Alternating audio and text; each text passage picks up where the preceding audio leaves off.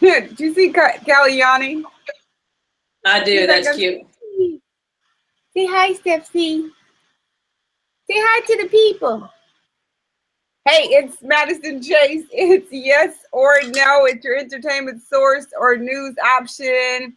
All the way in Wickety Wick. Wickety Wick. Wisconsin. We got my girl Stefztv. Say hey to the people. What's up, people? This is going to be a good one, I think. I think we're a topic on hand today. I'm excited. Good to see you, Madison. I know. Good to see you, too. Okay, so Steph, you read your story first. What are we talking about today? So this is an interesting topic. We're talking about San Francisco 49ers, Colin Kaepernick. Is that how you say his name? Kaepernick. He sat down for the national anthem on one of the games. So Steph has a story. I have a story. So go, Steph, with your story. It actually happened here in Wisconsin, too. They were playing the Green Bay Packers. So here's the full story. San Francisco, the full story that I have, and again, this just shows how things get reported very differently, but let's just see how it shakes out. San Francisco's 49ers quarterback, Colin Kaepernick, didn't stand during the national anthem before a preseason game on Friday night, and it's the most notable thing he's done in 2 years. So then there's a picture of him not standing while everyone else is. It says, Colin says it's about police brutality and racism. He didn't want to show pride for a country that, quote, oppresses black people and people of color. And before you mention his $100 million contract, he wasn't talking about himself. Right or wrong, he thinks he's making a statement for people who don't have his platform. He says, quote, to me, this is bigger than football, and it would be selfish on my part to look the other way. There are bodies in the street and people getting paid leave and getting away with murder. The NFL says players are not required to stand during the national anthem and to stand in the future until things change. And he feels like, quote, the country is representing people until things change, and he feels like, quote, the country is representing people and the way it's supposed to. Obviously, Colin is getting major blowback over this. There's people that are burning his jerseys. There's all kinds of stuff that's happening. So pretty much that's the story that I have. And I have, some, I don't know, he says, Colin says he means no respect to the military and the people dying for the country. He's standing up for the black people who are being killed without consequences. And he says, quote, I don't see it being a distraction. It's something that can unify this country. If we have these conversations, there's a better understanding of where both sides are coming from and make sure that everyone is treated equally and has the same freedom. That's pretty much my synopsis story of what I have. Now you read yours. Okay, so this story is actually from The Intercept, and the person who wrote it, his name is John Swartz. And he says, I'm just going to go, basically it had a blurb from where you ended, Steph. And okay. He said, Twitter then went predictably nuts with at least one 49ers fan burning Kaepernick's jersey. Almost no one seems to be aware that even if the U.S. were a perfect country today, it would be bizarre to expect African-American players to stand for the StarSpangled Banner. Why? Because it literally celebrates the murder of African-Americans. 5 people know this because we only ever sing the first verse, but read the end of the 3rd verse and you'll see why the StarSpangled Banner is not just a musical atrocity, it's an intellectual and moral one too. So here's a 3rd verse of the StarSpangled Banner. No refuge could save the hireling and slave from the terror of flight or the gloom of the grave. And the StarSpangled Banner in triumph doth wave o'er the land of the free and the home of the brave. I'm going to skip to, it says the StarSpangled Banner Americans hazily remember was written by Francis Scott Key about the Battle of Fort Henry in Baltimore during the War of 1812. We don't ever talk about how the War of 1812 was a war of aggression that began with an attempt by the U.S. to grab Canada from the British Empire. However, we widely overestimated the strength of the U.S. military. By the time the Battle of Fort McHenry in 1814, the British had counterattacked and overrun Washington, D.C., setting fire to the White House. And one of the key tactics behind the British military success was its active recruitment of American slaves. As a detailed 2014 article in Harper's explains, the orders given to Royal Navy's Admiral Sir George Cockburn read, "Let the landings you make be more for the protection of the desertion of the Black population than with a view to any other advantage. The great point to be attained is a cordial support of the Black population." The cordial support, that's interesting. With them properly armed and backed with 20,000 British troops, Mr. Madison will be hurled from his throne. Whole families found their way to ships of the British, who accepted everyone and pledged no one will be given back to their owners. Adult men were trained to create a regiment called the Colonel Marines, who participated in many of the most important battles, including the August 1814 raid on Washington. Now, here's where it gets interesting, because he kind of breaks down the rest of the third verse. So when Key penned, "No refuge could save the hireling enslaved from the terror of fight or the gloom of the grave," he was taking great satisfaction in the death of slaves who freed themselves. His perspective may have been affected by the fact he owned several slaves himself. With that in mind, think again about the next two lines. "And the Star-Spangled Banner in triumph doth wave over the land of the free and the home of the brave." The reality is that there were human beings fighting for freedom with incredible bravery during the War of 1812. However, the Star-Spangled Banner glorifies America's triumph over them, and then turns that reality completely upside down, transforming their killers into the courageous freedom fighters. After the U.S. and British signed a peace treaty at the end of 1814, the U.S. government demanded the return of American property, i.e. slaves, which by that point numbered about 6,000 people. The British refused. Most of the 6,000 eventually settled in Canada, with some going to Trinidad, where their descendants are still known as Americans. Americans, I guess they took out the America part. Furthermore, if those leading the backlash against Kaepernick need more inspiration, they could get it from Francis Scott Key's letter life. By 1833, Key was the district attorney for Washington, D.C., as he described in a book called Snowstorm in August by former Washington Post reporter Jeffrey Morley. So basically he says there is neither mercy nor justice for colored people in this district. An abolitionist paper wrote, "No fuss or stir was made about it. There was a woman who eventually killed herself on a bridge because she didn't want to go back to being a slave."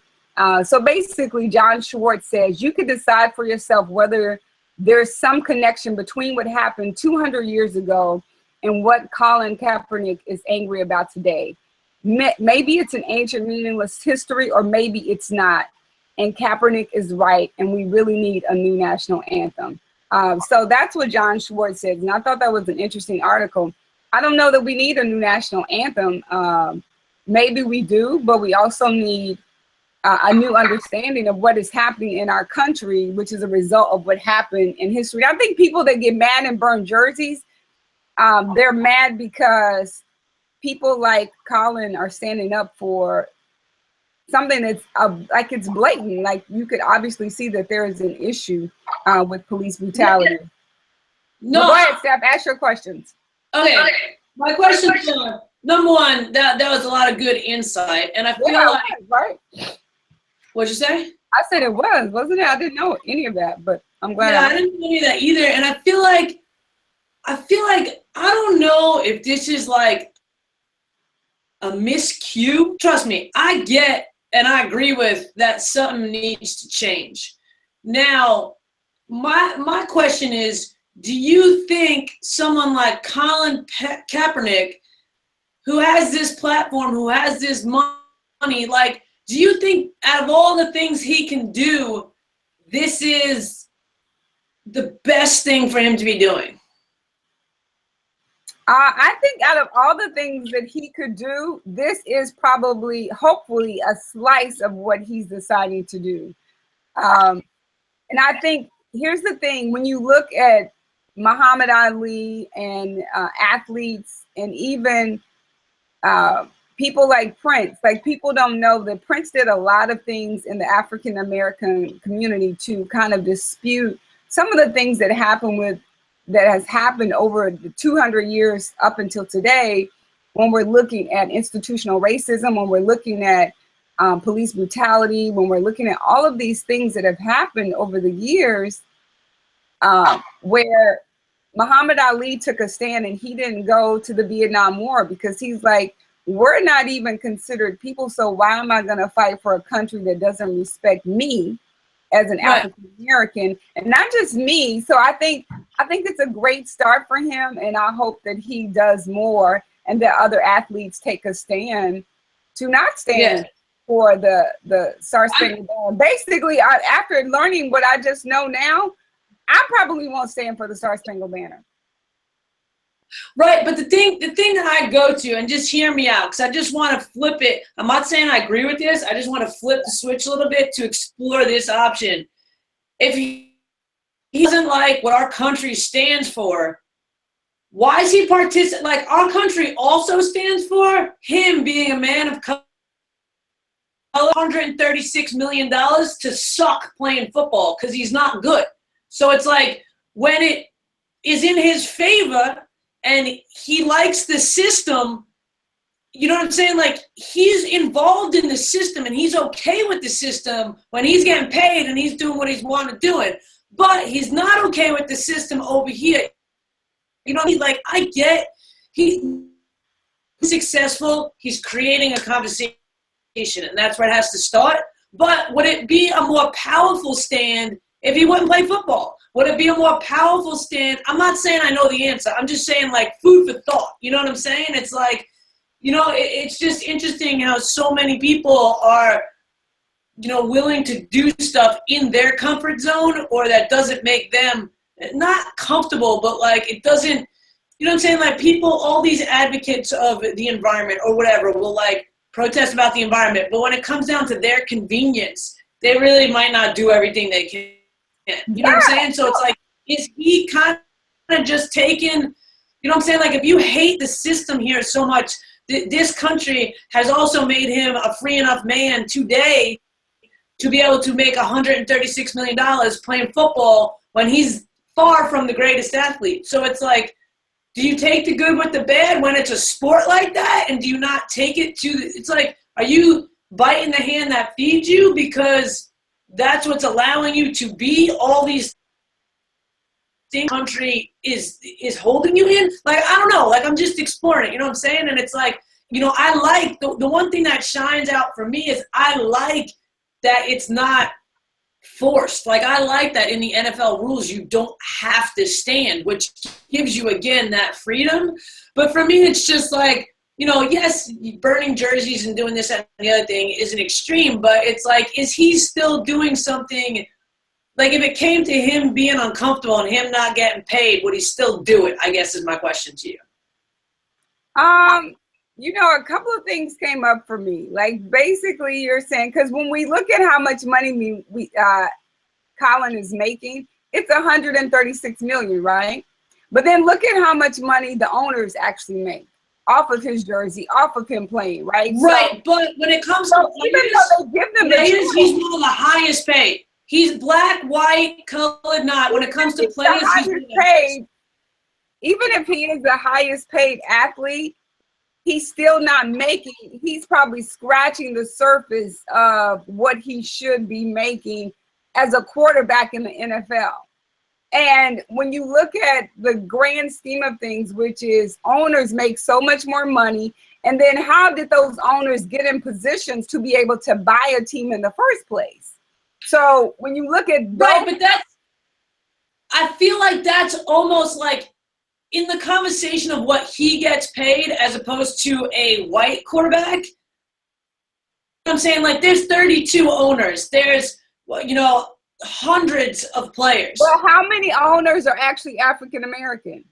I don't know that statistic, but I'm not I don't saying. think there are any black owners, African American owners in the NFL. But when you look at the numbers of African Americans that are actually playing, because even when we look at like the thing that happened with the Clippers owner, and how basically he said, but even that, they are basically, if people are so pissed off, if people are so pissed off that it's only white owners, why are they playing? No, I'm not saying that they shouldn't be playing. I'm saying that the things that have allowed owners to be able to own teams in the first place, like this country, when we look at why he sat down, this country was built on slavery. So when you look at 200 years of slavery, and black African Americans have never gotten a reprieve from owning land, owning property, so that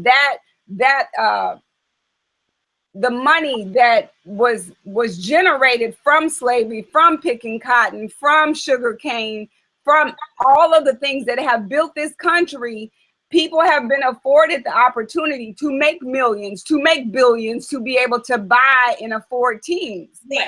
So when I'm with you. I get what you're saying. Like the history, the history set it up to be the way it is. Set it up so that African Americans and people of color cannot, not that we can't own teams, because now you see where I know Curtis Martin, he wanted to get into owning an NFL team. So yeah, you can. And Shaquille O'Neal actually is, I believe, or Magic Johnson. One of them is part owner in the Los Angeles Dodgers. Yeah, I think it's Magic Johnson, but he's still not a majority owner. And when we look at how many African Americans own teams, again, it comes from, like, Michael Jordan got a lot of his money from Nike, but Nike still kind of is not the best company that, you know, when we look at giving back to our communities, they're not the best representation of that company. So I think it's a conversation now. Will Collins' action incite other players to do the same and have people having conversations? And and that's the thing. Like, will more people start sitting down and take the stance that Muhammad Ali said, no, I'm not, you're not going to draft me to fight for this country. And the same thing, Colin, hopefully he's doing more than just not sitting down. Hopefully he has a nonprofit organization that actually helps. But I think here's the thing, this is not, police brutality is not necessarily, I think it's partially an African-American thing and that's happening in our communities, but I also think the bigger issue is that it's also a socioeconomic thing, because when Black men are actually racially profiled and they're targeted, the thing that they don't have access to, they don't have access to good representation. They don't have access to the best lawyers so they could either, you know, fight the system. They don't have access to that. So beyond it being a racism, it's also a money thing again. But when we look at the history of how this country was built and why he actually sat down, and I think that's the thing too, like when we look at how much money. But is that like sorry, I don't mean to interrupt you, but is that like too much of a convoluted message? Like, you and I do the research and we want to learn about it. You know what I'm saying? But it's like, does he really think everyone's going to go back and do this and put all these pieces of the puzzle together? Like, is there something different? I don't know the answer. This is just a question. But you know what I'm saying? It's like, you and I go back and we do the research and we go, oh, we didn't know that. Oh, this, like, how many people are actually going to do that? Probably not enough. But, you know, is there something more or less that he can be doing? I don't know. Like, it'll be really interesting. If a lot more players start doing this, it's going to be really interesting. And then maybe this was the best thing he could do, because there's going to be a unity among athletes who do give, you know, people of color new look up in this community. Like, that's going to be, that's my next question. Do you think more people are going to participate in this, you know, quote unquote sit down during the anthem? Well, you know what, if we take it back to the first person who actually decided to sit down, it was Rosa Parks. She decided, I was just going to say that. She decided to sit down, and not only did she sit down, but she was willing to get arrested. she was willing to probably lose her job. So I think beyond him sitting down, it's got to be more than just him sitting down. It's got to be the whole team of African Americans say, you know what? I'm not sitting down. I'm not playing this game until the NFL does something about police brutality, because guess what? You know, Dwayne Wade's cousin just got shot in Chicago. So I think the thing is Bell's responsibility to do something about police brutality? I don't think it's the NFL's responsibility. Say it again. I don't think it's the NFL's responsibility to do something about it. It's not the NFL's responsibility, but if you're profiting, again, from African Americans who you employ, who typically come from environments like the ones that they are being racially profiled and actually, you know, shot in the street, and everything that's happened from everyone, every African American man and family. And here's the thing too, I think when you dehumanize people and you make them, you know, people feel like it doesn't matter, or people, you start to make other things like a scapegoat. Like, again, they're mad about him sitting down, but being mad about the person who is not famous. Yeah, the NFL is not mad about him sitting down at all. Yeah, but that's the thing too, because it almost makes it sound like, oh, okay, we don't care if you don't stand up for the NFL, I mean, for the StarSpangled Banner before the game. We just want you to keep playing and keep making us money. So, you know, I think if more people sat down, and not just sat down, but if they said, you know what, we're not going to play until the people who have, you know, shot multiple African Americans over the last, and here's the thing too, though, he's mad about that, but this has been happening. I think that's the thing that people forget. Like, this has been happening for 200 years. It's been happening. And the reason that we know about it now is because we have cell phones with cameras on them. Yeah. You know what's interesting? You said something that's, to bring it back to the NFL, you said something that's really, really interesting, because I feel like, and correct me if I'm wrong, but I feel like with athletes, like with quote unquote strikes, it's always been for something that's within the structure of the sport. Like, we had the lockout, you know, and then we had no lockout for football. There was lockout for sports. Now, I wonder what would happen if athletes use this football platinum to strike against something else. Because like I said, like, yes, I get that the NFL is a money-making machine. I get at the end of the day, it's a business money talks. Like, I get all that.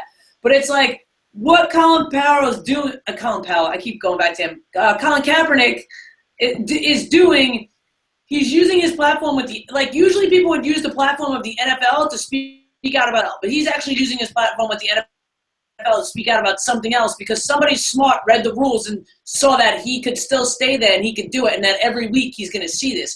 So it's really interesting that if more and more players would do this, and, you know, some sort of kind of strike, when, like I said, the NFL could have programs. It could have more after-school stuff. It could be more involved, but, like, and I'm not saying that it should or it shouldn't, but at the end, it's not designed to deal with police brutality. So I don't think in any way, shape, or form the NFL is wrong if it doesn't, but could the NFL do something? Absolutely. You know what I mean? It's like, yeah, one is designed as you know, as sketchy and as, you know, sleazy as some of the decisions are made based on money, the NFL it's designed as an entertainment source, not something else. You know what I mean? Yeah. And even though it's for entertainment, like, you know, they try to combat obesity with NFL Play.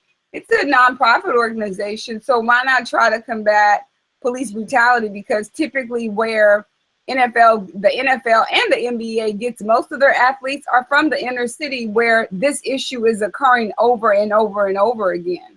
See, now that to me is the big win. If he gets some awareness like that, that's the big win for him. So again, like, you know, a lot of this just up for debate. Like, is this guy who a lot of people think now is mediocre, you know, like, I don't think he's doing it for attention. I think he actually has some valid concerns. He had someone help him do some valid research. He's got, you know, there's a lot of truth in what he's doing, but I'm just curious to see what shakes out from this. And I'm really curious to see this week coming up in football if anybody else does it.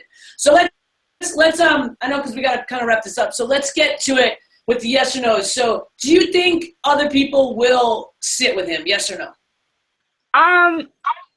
Here's the thing about team sports. Like, you could get together and learn a playbook, and you could learn the different routes, the different calls. So I would hope that they would come together on this issue, that enough athletes are not necessarily affected. But I think the thing, we tend to like desensitize ourselves. Like the other day I saw a homeless man on the street downtown LA, and I'm like, I don't know if I could live here, because it literally made me sad. So I think when we keep watching the news and we keep seeing it over and over and over again, it tends to desensitize us so that we don't care.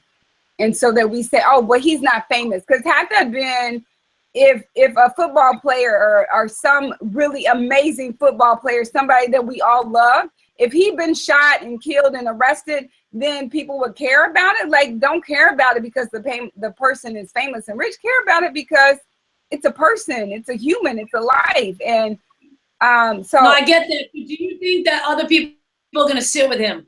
I think that they will, and I hope that they will. Yes. Okay.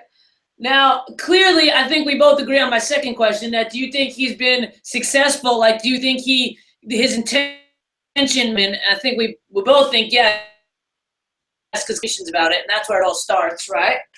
Yeah, you said, do I think his intentions? You broke up a little bit, Steph. I said, do you, like, I feel like his intentions were to start a conversation, and I think we both agree did that, correct? Yes, we agree with that. Okay. And my last question is, do you think he will continue to do this through the whole season?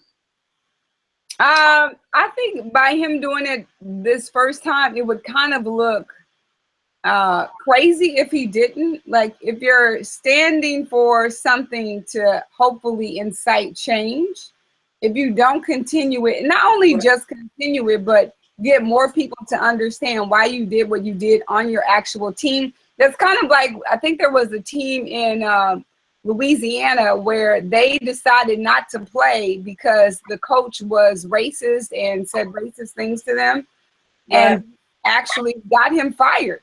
They got that particular coach fired. So yeah, I think it's possible for him to incite other people to understand why he's sitting down. I'm with you, girl. Like I said, I'm kind of excited is the wrong word. It's okay. I'm curious. Yeah, excited, curious about. I'm excited that he's actually taking a stand, and I hope that other people are going to be inspired to do the same thing. And not just him, but people that watch, that have some kind of platform. I hope that they not only use it, but, you know, educate people as to why they should. So I'm Madison Chase. It's yes or no. It's your entertainment source or news option. I'm going to put all of my social media at the bottom. If you want to join in on this conversation the next time and possibly be live with Steph and I, let me know in the inbox, send me your email. And Steph, where can everybody find you on your social media? My social media is IAMSTEFZ on Instagram and Twitter. Check it out. Yeah, and I'm One Man Chase on YouTube, and I'll just give you my Instagram, which is Madison Chase Fitness. Thanks for watching. Word. To the mother.